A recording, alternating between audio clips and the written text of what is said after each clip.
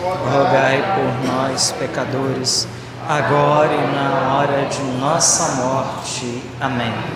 Rogai por nós, ó Santa Mãe de Deus. São Miguel Arcanjo, defendei-nos no combate, sede o nosso refúgio contra as maldades e as ciladas do demônio. Ordena-lhe Deus, instantemente pedimos, e vós, príncipe da milícia celeste, pela virtude divina, precipitai no inferno a Satanás e a todos os espíritos malignos que andam pelo mundo para perder as almas. Amém. Em nome do Pai, e do Filho, e do Espírito Santo. Amém. Nós podemos sentar e tomar a nossa palavra em Gênesis, capítulo 39. Mais uma vez, vamos do livro do Gênesis, capítulo 39, versículo 1. O tema da nossa colocação nessa última pregação de hoje é buscar a sabedoria de Deus, o Espírito Santo, o intérprete da Sagrada Escritura que nos faz amigos de Deus. Então, buscar a sabedoria é buscar o Espírito Santo, que o Espírito Santo é a sabedoria de Deus, é a sabedoria, né? Jesus, ele é a sabedoria encarnada, e o Espírito Santo é Deus, é a terceira pessoa da Trindade. Então, se nós temos o Espírito Santo, nós vamos estar repletos de sabedoria e nós vamos, com isso, ser amigos de Deus. Eu queria falar de um homem que é amigo de Deus, muito amigo de Deus. O nome desse homem é José. Repete comigo: José. Não o esposo de Maria, José do Egito, para a gente não fazer confusão. José do Egito, capítulo 39 do livro do Gênesis. Amém? Acharam aí? Eu vou ler aqui. José, na minha Bíblia aqui, eu estou lendo a tradução da Ave Maria, está dizendo assim: José, mordomo de Potifar. Entenda essa palavra mordomo, porque quando a gente tem a palavra mordomo, a gente tem uma noção muito errada dela, né? Mordomo é aquele que toma conta da casa, né? Domo é casa, é aquele que toma, aquele que governa a casa. Na realidade é aí que vem a origem da palavra mordomo. Não é simplesmente o cozinheiro, mas é aquele que é o senhor daquela casa. Então está dizendo aqui que José, ele é o mordomo de Potifar, ou seja, ele é o senhor da casa de Potifar. José foi conduzido ao Egito e Potifar, um oficial egípcio do faraó, chefe da guarda, comprou aos ismaelitas que o levavam. O Senhor estava com José e tudo lhe prosperava. Morava na casa do seu senhor, o egípcio. Seu senhor viu que o Senhor estava com ele e lhe fazia prosperar tudo que empreendia. José conquistou a simpatia do seu senhor, que o empregou a seu serviço, pondo-o à testa de sua casa e confiando-lhe todos os seus bens. Desde o momento em que José tomou o governo de sua casa e de todos os seus bens, o Senhor abençoou a casa do egípcio. Por causa de José, a bênção do Senhor desceu sobre tudo o que lhe pertencia, na casa como nos campos. Ele entregou todos os seus negócios a José, sem mais se preocupar de coisa alguma, exceto do que se alimentava. Ora, José era belo de corpo e de rosto. Palavra do Senhor. Vamos aplaudir a santa palavra de Deus. Veja, a história desse menino é uma história maravilhosa. Quando nós lemos aqui o capítulo 39 de Gênesis, a partir do versículo 1, de 1 a 6, José, ele está sendo senhor na casa de Potifar. Quem era Potifar? Potifar, na realidade, era como se fosse o segundo no comando do Egito. Ele era uma pessoa muito estimada, ele era uma pessoa de uma influência muito grande dentro do reino lá do Egito, junto ao faraó, que era o soberano de todo o Egito, né? Vou pedir a você que não se distraia mais uma vez. Então José o Potifar era essa pessoa.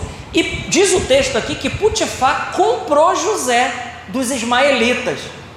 Então parece que José agora aqui na casa de Potifar, ele está numa situação muito confortável e está tudo resolvido para a vida dele. Mas deixa eu te contar a história de José, que a história dele é linda, mas é uma história sofrida, um pouco parecida com a sua e um pouco parecida com a minha. Só que nós vamos ver que José é um homem segundo o coração de Deus. Ele é um homem cheio de virtude, ele é um homem cheio de sabedoria, ele é um homem agradável a Deus, e ele é um homem que aonde ele chega e naquilo que ele coloca a mão, por causa dele, tudo prospera. Por causa de José, está na casa de Potifar, tudo na casa de Potifar é abençoado, porque José está ali. Então ele é um homem segundo o coração de Deus. Mas a história desse menino não começa assim. Primeiro que José, ele é o filho sem ser o último caçula, porque o último caçula de José é Benjamim, que é o último que nasce. E quando ele nasce, Raquel ela morre, que é a mãe de José e de Benjamim. Só lembrando que Jacó, do qual José é filho, ele é um dos 12 filhos de Jacó, ou seja, ele é um daqueles das 12 tribos de Israel. Só lembrando que quando Isaac, ele olha para o seu filho Jacó, Abraão é pai de Isaac, Isaac é pai de Jacó, e de Esaú. Jacó é o mais novo, Esaú é o mais velho, são irmãos gêmeos, eles nascem no mesmo dia, mas Esaú nasce primeiro e por isso ele é o primogênito, e Esaú ele vende o direito da primogenitura por causa de um prato de lentilha. É bem conhecida essa história nossa. Então o pai de José é Jacó. Quando Isaac ele fala para Jacó: olha meu filho, não arruma uma mulher aqui na terra dos cananeus, vai na nossa casa, na nossa parentela, e arruma uma esposa para você lá entre os nossos parentes. Naquela época, para garantir a posteridade, era muito interessante e era costume do povo semita fazer isso, se casar dentro da própria família. Então casamento de primos era algo mais comum e mais querido, os primos se casarem. Primeiro que ficava dentro da mesma família e estava mesmo dentro do mesmo clã. Por isso Isaac fala para Jacó: vai até Adã-Parã, Parã-Adã, e lá você encontra uma mulher lá para casar. E o relato, quando Jacó, estou falando de Jacó ainda, ele chega lá aonde morava Labão, que era seu tio, porque Labão ele era irmão de Rebeca, a mulher de Isaac. Quando ele chega lá, ele vê uma jovem muito bela, muito bonita, indo até o poço para poder tirar água. Era Raquel. Quando Jacó vê Raquel, ele se encanta por ela de começo, e ele tem o seu coração completamente apaixonado. Diz a palavra que Raquel ela era muito bela por dentro e por fora, era uma mulher especial. E quando Jacó vê ela, ele diz: é essa. Ela leva ele para a casa do seu pai Labão, que era tio de Jacó. Vendo a situação e vendo que ele era da sua família, porque Jacó era filho de Isaac, Isaac era casado com Rebeca, e Rebeca que era irmã de Labão. Então o tio diz para ele: olha, você vai trabalhar 7 anos para mim pela mão de Raquel, porque era assim, tinha que pagar o dote. Então 7 anos Jacó trabalha na casa de Labão, seu tio. E tudo que Jacó começa a fazer na casa de Labão começa a prosperar. Ele era muito especialista em organizar as coisas, e vendo que isso dava certo, quando chegou o final de 7 anos que ele trabalhou por Raquel, ele está trabalhando por quem? Por Raquel. O pai Labão entrega a filha mais velha, Lia, engana Jacó e entrega Lia para Jacó se casar. Ele queria Raquel, e eu estou contando tudo isso para você entender por que José é especial, Então ele queria Raquel, ele acaba tendo que se casar com Lia, e para poder garantir a posteridade, E é importante a gente entender isso, que o povo hebreu levava muito a sério a linhagem da onde viria o Messias. Ali o povo já tem esse entendimento. Então ele se casa com Lia, que era a filha mais velha de Labão, e ele tem lá com Lia seis filhos: Rubem, o mais velho, Simeão, Levi, Judá, Isacar e Zabulon. 6 filhos, são as tribos de Israel que eu estou dizendo. E vendo essa situação, ele trabalha então mais 7 anos para agora casar com Raquel, porque ele foi lá por causa de Raquel. Ele trabalha mais 7 anos para o seu tio Labão, e Labão, vendo que José estava fazendo prosperar, não queria liberar ele de jeito nenhum, até que depois dos 7 anos, ele tem então Raquel como esposa também. Vamos entender esse contexto, né? Mas nossa, ele tinha 2 mulheres, não, ele tinha 2 não, ele tinha 4, 2 mulheres e mais 2 concubinas, que era Zelfa e era Bala, e é daí que vem os 12 filhos de José.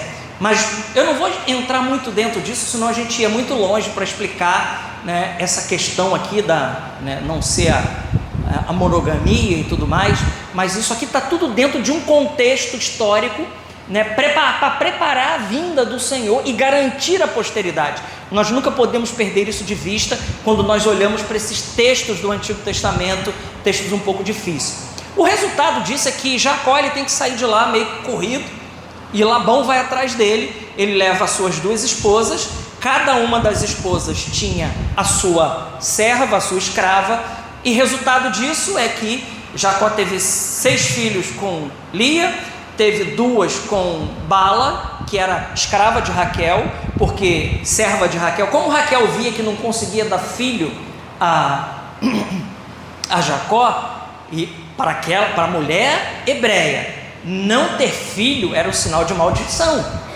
Ela não conseguia dar filho, então ele tem 2 filhos com uma das suas escravas, e tem mais 2 filhos com a escrava de Lia. Resultado disso tudo é que no final ele tem então filho com Raquel, e o filho de Raquel, o primeiro filho de Raquel, se chama José. Qual é o nome dele? José, esse que nós estamos falando, que está na casa de Potifar. Esse José, ele está lá na casa de Potifar como o senhor da casa dele. Mas a história é muito grande. José com 16 anos, um garoto, menino, ele tem um sonho, ele tem uma visão, e ele vê o feixe dele, né, se erguer mais alto do que o feixe dos seus 11 irmãos, né, e o feixe dele mais alto, e o feixe dos seus irmãos se curvando diante do feixe dele. E ele, muito inocente, ele conta isso. Mas antes disso já tinha acontecido um episódio na vida de José, em que ele denuncia os irmãos para o pai. Então os irmãos, né, e além disso ainda tem mais um agravante: o pai dele, Jacó, veja como ele era o filho preferido, e aqui tem um filho preferido, sim, José era o filho preferido, porque ele era o filho da mulher que ele amava de verdade, que era Raquel, que ele lutou por ela. José, então, diferente dos irmãos que tinham uma túnica de manga curta, ele tinha uma túnica de manga longa, e diz que era uma túnica talar, né? E os irmãos uma túnica de manga curta. Então estava estampado a preferência de Jacó por José. E além disso, ele ainda denuncia os irmãos, segundo os historiadores, né, e alguns rabinos. José, ele não quis entrar na idolatria, e os irmãos talvez tenham praticado a idolatria. Inclusive dentro dos filhos de José houve um caso de incesto, porque Rubem, o filho mais velho, ele teve um relacionamento com Bala, que era uma das mulheres do seu pai Jacó. Então vai vendo o rolo, né? Olha o rolo que está acontecendo aqui, olha a confusão. Mas só para explicar que José, então, ele tem esse sonho, e ele conta para os irmãos. O resultado disso, meus amigos, é que os irmãos então ficaram com inveja. Olha, vocês não têm noção o que é uma pessoa ter inveja de você. Você não tem noção o que é uma pessoa invejosa. Por isso eu fico muito espantado, e às vezes eu fico muito triste de ver como que as pessoas expõem a sua vida assim nas redes sociais, né? Que tragédia, Tudo que faz, posta lá na rede social. Saiba, tem bastante gente te aplaudindo, mas você está deixando muita gente com raiva da sua felicidade. Saiba disso, que muita gente está torcendo para que você caia, porque não fica satisfeito com a tua vitória, nem com a tua preferência. Desculpa dizer, mas acontece isso. Então a nossa vida, o que acontece dentro da nossa casa, ninguém precisa saber. Nada, não se coloca para todo mundo saber, né? Então os irmãos tinham inveja de José e resolveram num dia que Jacó manda ele ir num lugar longe, lá em Siquém. Os irmãos estão todos pastoreando ovelhas em Siquém, então Jacó manda o José ir lá saber notícia dos filhos, porque já estava muito tempo longe, numa região bem distante. Quando José chega lá, os irmãos dizem assim: vem o sonhador, vamos então matar o sonhador. Ele acha que ele vai ser rei sobre nós? Que história é essa de o nosso feixe se abaixar para os feixes dele? Então tramaram a morte de José.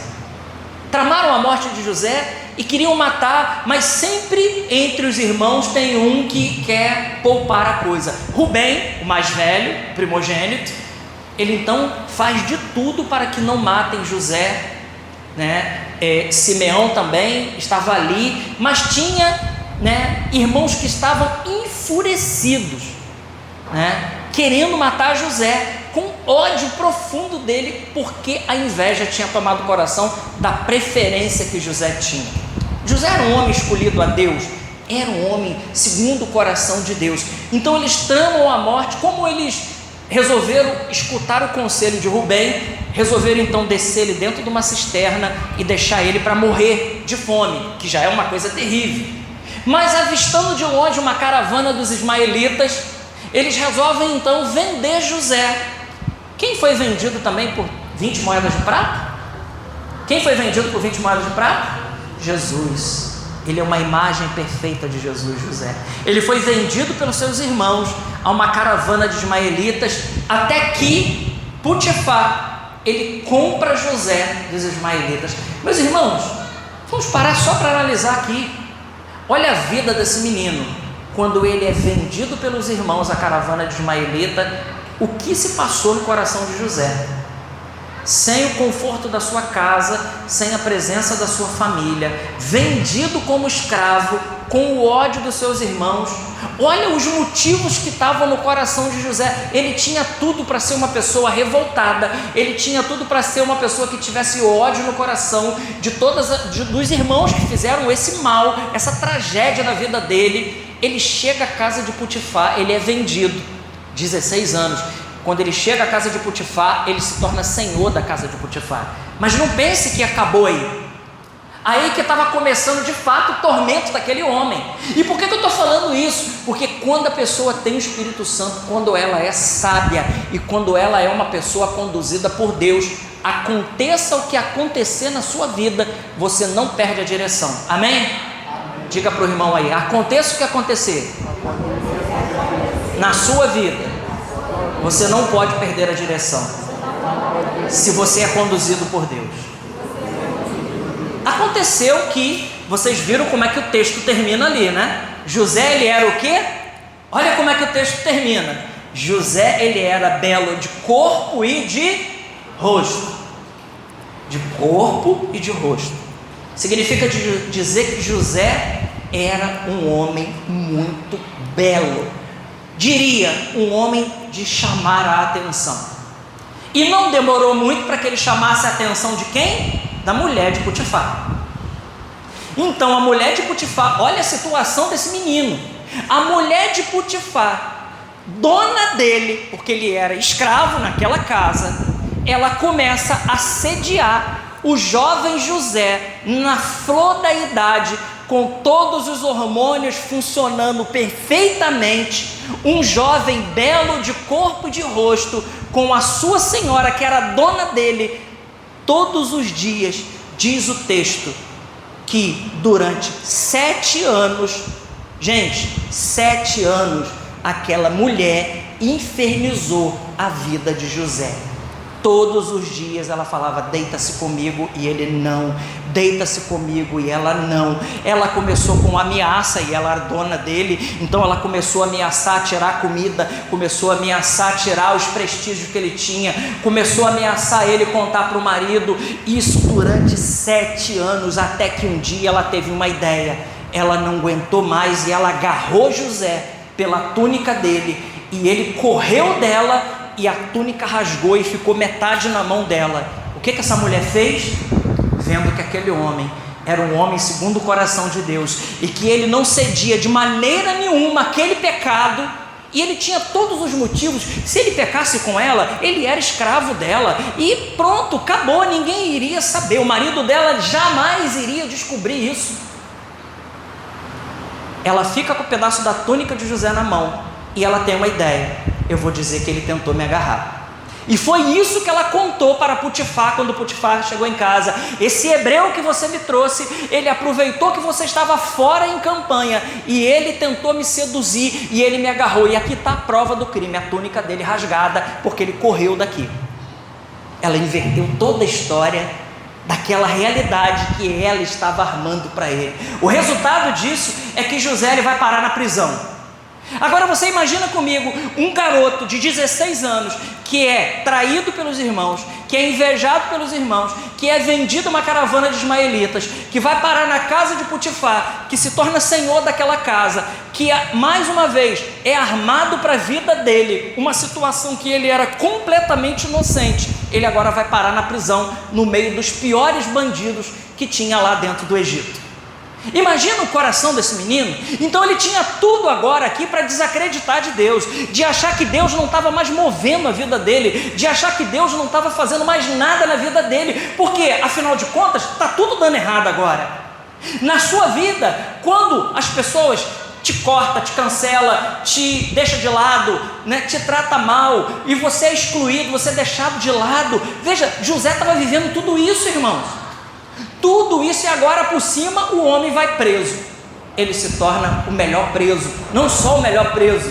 Quando a pessoa de Deus é assim, né? Ele se torna o chefe da prisão. Olha, imagina isso. Ele se torna o chefe da prisão. Então tudo que começa a acontecer na prisão começa a ficar bom demais. José é o cara que organiza a prisão, e ele é muito estimado entre os presos, até que chegou um dia que um dos padeiros e copeiros mor do faraó, eles tiveram um sonho e ninguém conseguia decifrar, e disseram: olha, tem um homem de Deus lá preso lá, aquele homem ele é de Deus, ele vai dar interpretação para esse sonho. E de fato José interpreta o sonho tanto do padeiro mor quanto do copeiro mor do faraó, e interpretando os dois sonhos, eu não vou contar porque senão isso vai longe demais, né? Ele diz: você será restituído ao cargo e você será morto dentro de 2 dias. Isso aconteceu. Era um homem de Deus, ele sabia das coisas, ele sabia porque Deus comunicava para ele, e de fato um foi restituído e o outro foi morto. Até que chegou um dia que o faraó teve um sonho. O faraó teve um sonho de vacas magras e umas vacas maiores que comiam as outras vacas, e consultou todos os sábios do Egito, e ninguém conseguia dar a interpretação do sonho do faraó, até que disseram: tem um homem lá na cadeia chamado José, esse pode dar a interpretação do sonho de vossa majestade. Levaram José até a presença do faraó, e José deu a interpretação. Essas 7 vacas magras são 7 anos de penúria, e essas 7 vacas gordas são 7 anos de fartura. E José não só interpreta o sonho do faraó, mas ele diz mais: eu sei como resolver essa situação. E José diz então: no tempo de fartura, o Senhor tem que colocar alguém à frente do Egito e guardar todos os víveres, guardar todos os celeiros e estocar para o tempo da necessidade. Isso é um grande ensinamento para nós, né? Estocar para o tempo da necessidade. Eu não estou falando de dinheiro, mas eu estou falando de gordura espiritual, de intimidade com Deus, de batismo no Espírito Santo, de estar em Deus para o dia da provação, para o dia da dificuldade. E José, então, o faraó, vendo que ele era um homem de fato muito de Deus, ele coloca José à frente do Egito. Ele coloca como o segundo homem do Egito. Então José agora, aquele que foi vendido pelos irmãos, ele se torna, e de fato, 7 anos de muita fartura. E José construiu muitos celeiros e estocou muita comida, muitos grãos, muito trigo, muita cevada e muito tudo, até que 7 anos de situação de miséria chegaram. E nos 7 anos de miséria, todas as populações em volta iam ao Egito procurar comida. E chegou um dia que quem vai ao Egito procurar comida? Os irmãos. O pai, passando necessidade, passando fome, manda os irmãos ao Egito. José, quando vê é lindo, gente, isso aqui é lindo. José, quando vê os irmãos chegar para poder pedir alimento, José de cara conhece os irmãos, mas os irmãos não reconhecem ele. Ele está diferente, ele está mudado, ele está vestido como egípcio, ele é um senhor do Egito. Jamais os irmãos podiam imaginar que aquele irmão deles, que eles venderam a caravana dos ismaelitas, podia agora ser o segundo homem no comando do Egito. Quando José vê os irmãos, o choro vem, diz a palavra, é lindo, o choro vem ao coração dele, ele fica compungido até o íntimo, diz a palavra, com vontade de abraçar os irmãos. Imagina isso, se a outro quer matar, né? Oportunidade de se vingar. Olha aí, eles me venderam, eu passei por toda essa dificuldade, eu fui preso, eu fui tudo isso, agora eu tenho a oportunidade de me vingar. Mas o homem cheio de Deus, do Espírito Santo, ele não pensa assim. Ele não pensa, por isso Jesus disse para Pedro: vai para longe de mim, Satanás. Você não pensa como Deus, mas você pensa como os homens. O pensamento mundano não é o pensamento de Deus. José não pensava assim. Quando ele olha os seus irmãos, ele pergunta: vocês são de onde? Começa a indagar, e pergunta: vocês têm mais irmãos? Ele sabendo de tudo, né? E ele fala: não, nós temos mais irmãos. Vocês têm um irmão mais novo? Temos, está lá. E o vosso pai ainda vive? Vosso pai ainda vive. E aí ele fica, diz a palavra, que José deixou eles esperando e foi para um canto e chorou copiosamente. Dizia que o choro de José dava para se ouvir de longe, tamanha era a emoção dele de saber que os seus irmãos estavam vivos e que o seu pai Jacó, que tanto amava ele, também está vivo. Até que chega o dia maravilhoso em que desce Jacó, e José faz isso de propósito: eu só vou dar alimento a vocês se vier a família toda. Ele é esperto também, né? Se vier todo mundo agora, porque eu quero abastecer vocês.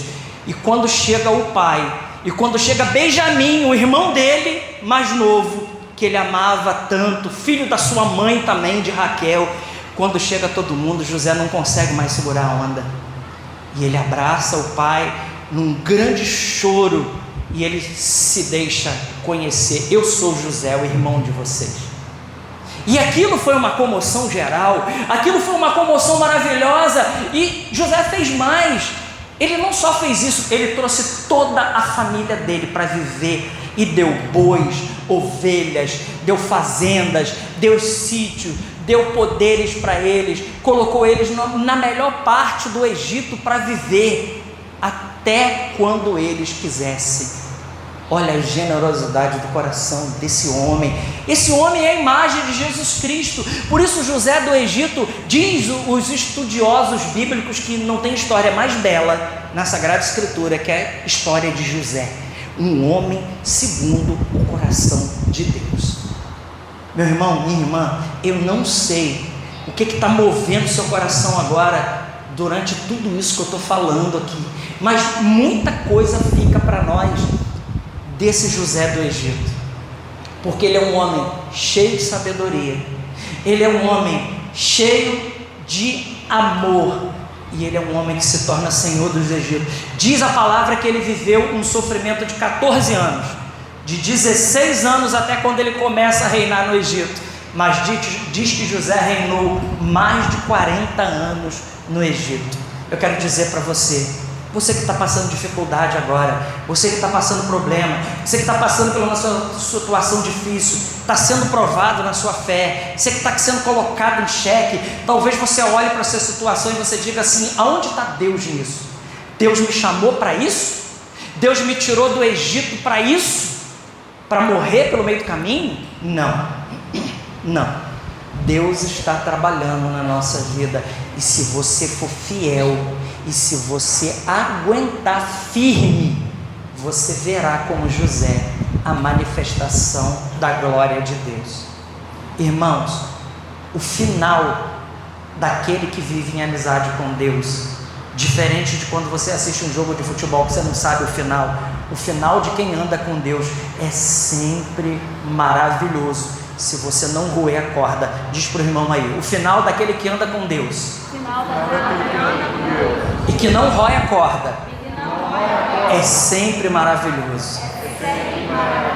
Olha, Deus ele vai nos surpreender se você não desanimar, se você continuar acreditando. Mas eu não estou vendo. Opa, continua acreditando. Aí, continua acreditando. Eu não estou vendo, eu não estou sentindo. Quanto mais eu estou rezando, parece que o troço está voltando ao contrário. Epa, foi assim com José. Aguenta firme, não deixa a corda ruir, porque aqueles que confiam no Senhor são como os montes de Sião, eles permanecem firmes para sempre. Os que confiam no Senhor são como os montes de Sião.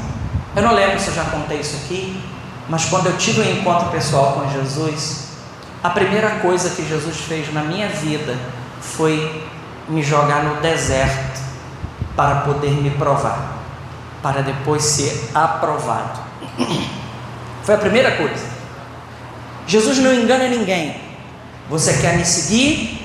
Renuncie a si mesmo, toma a sua cruz e siga-me. Então foi isso, eu tive um encontro maravilhoso com Jesus.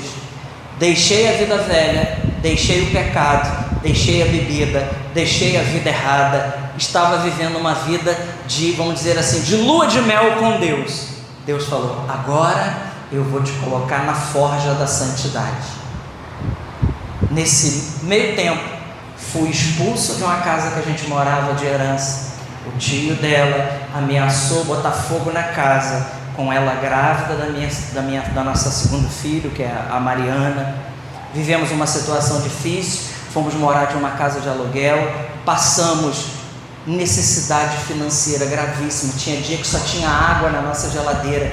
Vivemos isso de sentar os dois na cama e chorar copiosamente, querendo entender o que está acontecendo comigo. Quando eu estava no mundo estava tudo bem, agora que eu abandonei tudo por Jesus, eu estou vivendo isso. Eu tinha tudo para parar ali, mas os que confiam no Senhor são como os montes de Sião, eles não param na primeira dificuldade que acontece. Ei, irmão, irmã, está na hora de parar de ser cristão de cristal, está na hora de parar de ser cristão de mimimi. Não é a primeira dificuldade que vai dizer que Deus não está agindo na nossa vida, não é o primeiro problema. O demônio é especialista, o demônio ele tem usado nesses dias dos nossos filhos, ele tem usado da nossa casa, ele tem usado de situação financeira, ele tem usado de enfermidade para enfraquecer a sua fé, e tudo isso é com permissão de Deus, porque Deus, ele quer olhar para você e falar a mesma coisa que ele olhou. Ele disse de Jó, está vendo o meu servo? Esse daí não vai me negar. A história de Jó é maravilhosa também, eu não vou entrar nela, mas Jó era um justo, um homem justo, assim como Noé, e aquele homem comeu o pão que o diabo amassou, mas ele não negou a fé, até o ponto de dizer, tá bom, quer me tirar tudo? Nu eu vim do ventre da minha mãe, e nu eu vou voltar para lá. Deus deu, Deus tirou, bendito seja o nome do Senhor. Como nós precisamos ser assim, como nós precisamos não parar no primeiro obstáculo e falar, acabou, pronto, desisto. O que tem de gente jogando a toalha? José tinha tudo para jogar a toalha, José tinha tudo para parar nessa dificuldade. Ele podia dizer assim, Deus não me escolheu, Deus não está comigo, porque da onde me vêm todos esses problemas? Então, nesses tempos, nós cristãos, eu costumo dizer, eu vou dizer uma coisa muito importante para vocês. Os cristãos dos dias de hoje, nós estamos debaixo de uma pressão espiritual muito grande. Ou nós vamos nos tornar místicos no bom sentido da palavra, ou nós vamos virar idólatras. Tenha certeza disso. Ou você se torna um místico, no bom sentido da palavra, não é de ter visões, revelações, não é isso que eu estou dizendo. Místico é aquele que tem intimidade com Deus, é aquele que vive a vida de Deus nele.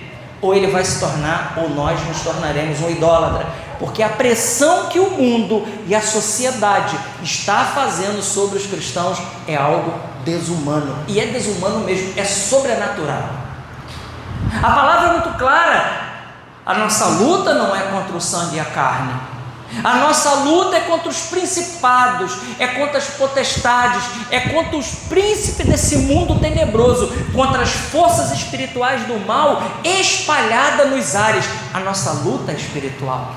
E tem muita gente que não está tendo vitória, porque o tiro está vindo de bazuca e você está tirando de flechinha, com arma humana, não vence. Para você combater no mundo espiritual, você precisa combater com armas espirituais. E nós temos muitas, desde o dom menor, que é o dom de línguas, e que você precisa se abrir para ele, tá? Tudo bem, não é todo mundo que vai rezar em línguas, e não quer dizer que isso seja mais ou menos santo. Não, é o menor dos dons, mas é um dom, São Paulo diz, de santificação pessoal. Aquele que ora em línguas, ele fala a Deus. Amém? Amém? São Paulo diz isso. 1 Coríntios capítulo 12, capítulo 13, capítulo 14. Eu prefiro que vocês profetizem, mas que vocês não deixem de rezar em línguas. Desde o dom menor de línguas, até o dom do discernimento dos espíritos, de milagres, de curas, de prodígios, de palavras de ciência, de profecia, de sabedoria. O Espírito Santo, como diz São Paulo em 1 Coríntios capítulo 12, a partir do versículo 4, ele distribui os dons de acordo com a necessidade do momento, de acordo com a necessidade da comunidade, de acordo com a necessidade. E todos esses carismas, eles são carismas de serviço, para ser colocado a serviço da comunidade. Nós precisamos se abrir para combater, para vivermos a amizade com Deus. Eu fui rezar eu estava numa experiência de oração na renovação, e eu fui orar para uma pessoa. Nós fizemos vários grupinhos, várias tendinhas, né? E nós vamos fazer isso aqui, como se faz na experiência de oração. Nós vamos então colocar os dons em prática, e fomos rezar um pelo outro, e perguntando, tipo assim: Eduardo, você quer que eu reze por você, por alguma coisa específica? Aí ele vai me falar: quero que você reze nisso, e vice-versa. Depois eu vou falar: reza por isso e tal, né? E vamos pedir a Deus. E eu fui rezar por uma mulher. Eu fiquei com uma mulher, já era uma senhora, e eu falei: você quer que eu reze pela senhora por algo específico? Ela falou assim para mim: eu quero sim. Eu perdi o meu marido morreu muito novo, e eu não consigo entender por que ele foi embora e eu fiquei sozinha. Eu não consigo entender, isso não caiu ainda. Por que Deus me tirou o meu marido tão cedo da minha vida? A gente vivia tão bem, a gente era um casal maravilhoso.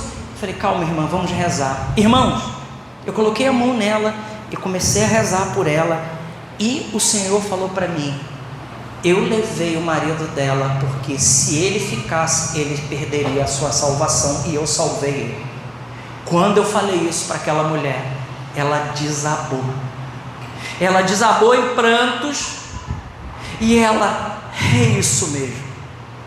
Sabe quando você sabe de uma coisa, mas aquilo fica claro para você? Aquilo ficou claro como um dia dentro da cabeça daquela mulher. Ela falou: a partir desse momento eu me sinto completamente curada da perca do meu esposo. Eu entendi por que o Senhor levou ele. Assim como Santa Rita, né? Eu duvido que uma mãe faria a oração de Santa Rita, que falou: Senhor, se for para os meus filhos se perder, eu prefiro que o Senhor leve ele. E os dois morreram. Deus atende a sua oração. Cuidado com o que você pede, tá? Porque Deus, ele te escuta, Deus leva a sério.